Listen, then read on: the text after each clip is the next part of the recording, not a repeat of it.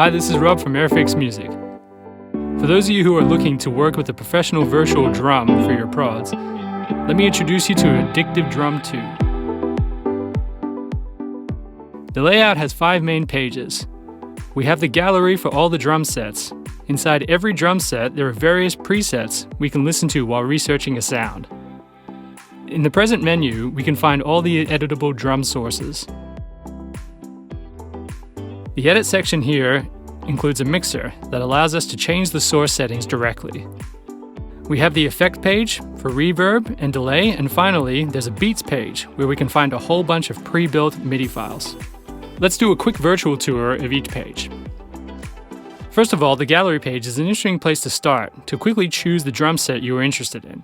To start your research, I recommend you listen to the different drum sets with the Addictive player.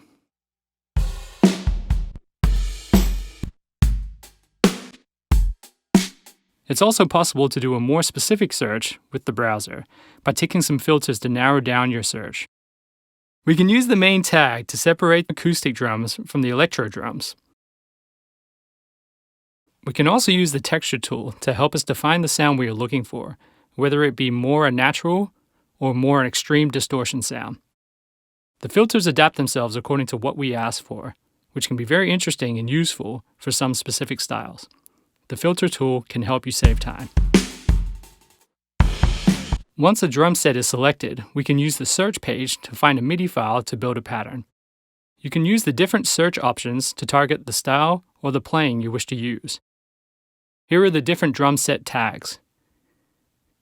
Each of them contain their own MIDI bank. We can search by category or by genre, more reggae, more funk. We can also use the checkbox to search for beats or fills. Once you have found your MIDI file, just drag and drop the file into the instrument track. It's always better to switch your session to grid mode. So here, in my Pro Tools session, we can see the MIDI file I dragged, so I can start editing.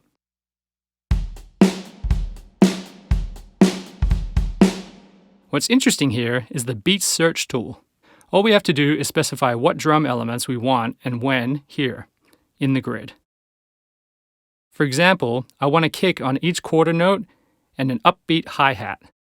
By selecting your target, it filters your research to get closer to the beat you desire. Let's see the edit page. When we click on a track in the mixer here, we can see the piece of the drum we want to edit. What is nice is we can control the source volume we want to send into the overhead or the room. I'm going to show you quickly, so we can hear the difference in the mix.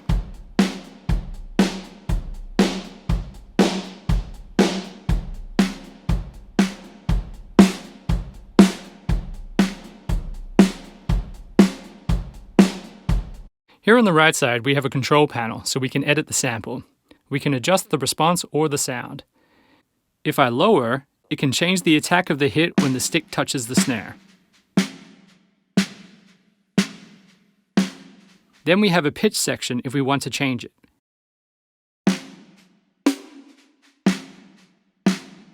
Here, the volume envelope, another place where we can adjust the attack and release.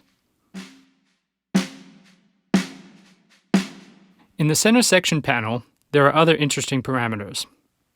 Here in the square, there is a dedicate volume which can change the buzz of the snare when the bass drum is played.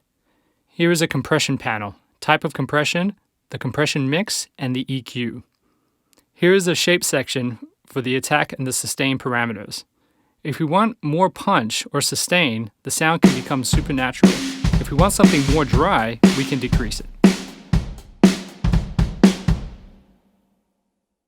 Finally, there is an effect page where we can use reverb and delay. It's pretty simple.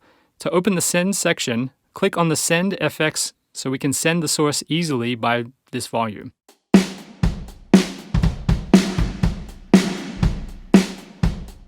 The main volume is here. Thanks for watching this video. If you're a music producer and want to upload your music onto the online library, take a look on airfixmusic.com.